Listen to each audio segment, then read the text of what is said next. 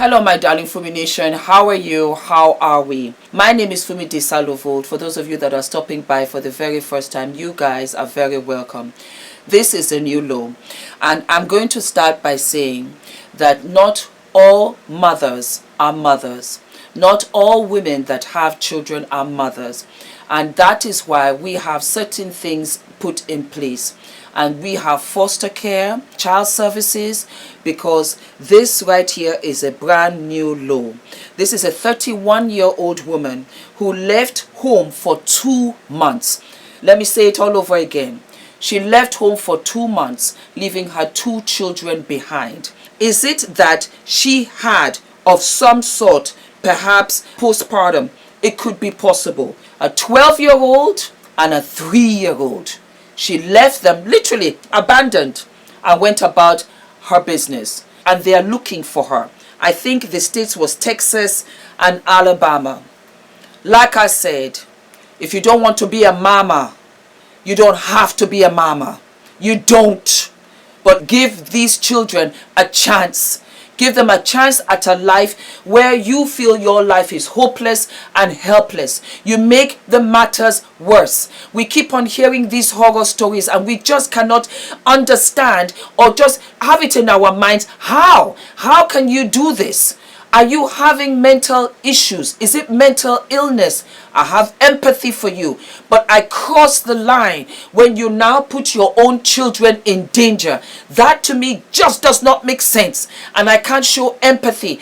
A 3-year-old boy, are you trying to tell me, Adrian, you leave Adrian on his own for 3 months and a 12-year-old girl to look after the boy? And look at loyalty. Blood is thicker than water. Why did it go on for 2 months? Because the 12-year-old girl did not want authorities to know, because she did not want her mother to get into trouble.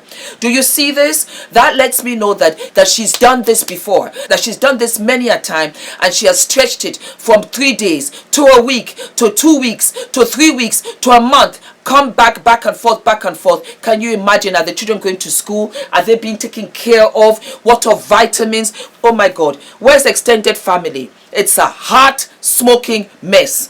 I'm going to play this for you guys so that you can watch. And you let me know what you think down in the comments. I am all for children. I stand for them. And there are many of you also that says, for me, I'm not a mother. But this right here, absolutely not. And I agree. Horrible. Thank you, Fumi Nation. You always fill my DMs with stories that have to have a voice, that needs a platform. And I am here, and I will do it every single time. I will never be tired, because this is how we protect the children. Don't forget to like, subscribe, hit the notification button, and I will see you, my darling, sooner than later. Take care of yourself. Always show love. Always give love. And in so doing, you in turn will be surrounded by love. And we begin with new details on the search for that Montgomery County mother. Good evening, everyone. Thank you for joining us. I'm Daniela Guzman. And I'm Lisa Hernandez. Keith Garvin is on assignment. Today we're hearing from neighbors after police say Raven Yates left her 2 children home alone for weeks while she was in another state. Our Rochelle Turner has been working on the story. She joins us live from the home on Maplewood Ridge Drive. Rochelle? And I did speak to Child Protective Services today, who told me they did not investigate this case because it was outside their scope of authority to do so. Many residents were heartbroken and said they would have helped the children.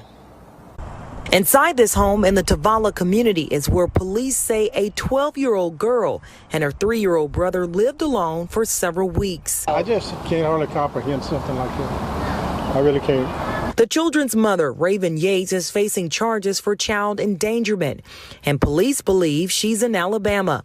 It's unclear why she left them, and residents were unaware of the situation. We would have jumped in as a neighborhood and cared for those kids, but I hope the mother has a change of heart. The father, who works in California, told police his daughter had been asking him to send food on a regular basis and knew something was wrong when he learned Yates was in Alabama. The children were also not registered in school. I think as a retired teacher, it kind of hits your heart really hard. I spoke to Dr. Bob Sanborn, president and CEO of Children at Risk, who says neglect is the biggest form of child abuse.